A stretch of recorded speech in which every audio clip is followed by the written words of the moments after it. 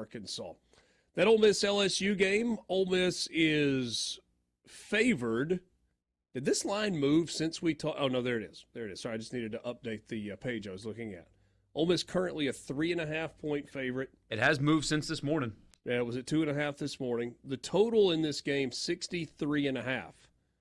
If it had been 63.5 last year, you would have been breathing easy by like mid-third quarter. An absolute shootout in Oxford a season ago. Do we get a game, Borky, that looks similar to the one that was played in Oxford last year?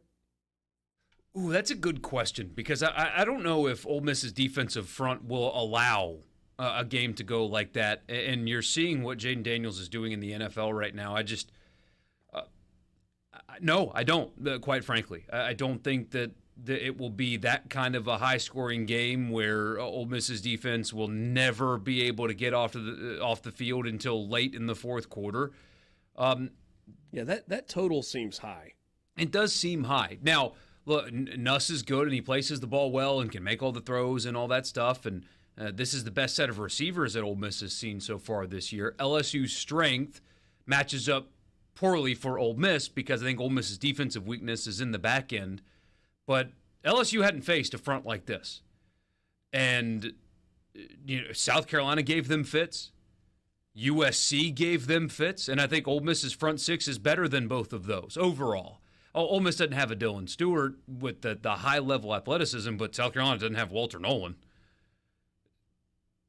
Or Jared Ivey.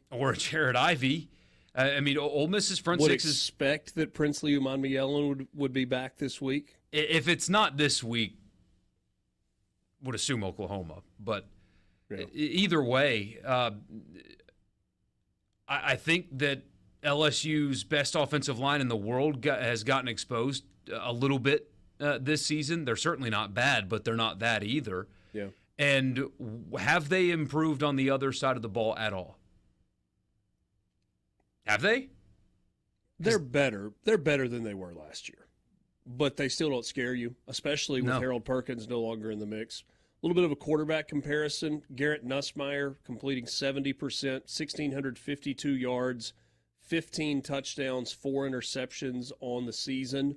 On the Ole Miss side of things, Jackson Dart, the numbers are really, really good. 2,100 yards passing. He has only thrown 2 interceptions to go along with his 13 touchdown passes so far this year.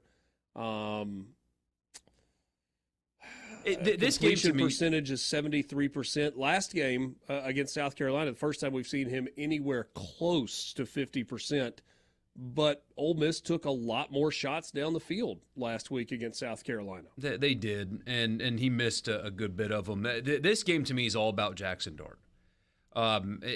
If he's on, then here's an overly simplistic view of a football game. If he's on, then Ole Miss should win the game. But if you get the Jackson Dart that's played each of the last 2 weeks, then Ole Miss is in trouble. That I know it's a difficult place to play in Tiger Stadium at night, and I haven't won since whenever. But what matters is the teams that are on the field this season, not the teams that were on the field in 2010 or whatever. Yeah. And Ole Miss should be able to take advantage of LSU's defense. Their secondary has been tested, and they have failed those tests. This is not your typical LSU front six where they've got 4 first-round caliber pick players on the defensive line and a pair of linebackers that you shudder when you see line up across from you. This is not – they don't have that kind of personnel. But if you're going to have open receivers downfield that you're going to miss repeatedly over and over and over again, then going down there and winning is going to be extremely difficult. But if you have Trey Harris with a step and you're able to complete that pass and hit a 60-yard touchdown or whatever the case may be, and you take the crowd out of it early, and then suddenly you let your front six get after Nussmeier, and that's ball game. If Dart can just be what he's been before the last 2 weeks. And I actually thought he played a little bit better. I will give you that he missed some shots down the field, overthrew a couple of receivers, but I thought he was also hurt by 2 or 3 drops. That's a little bit of a concern with Juice Wells.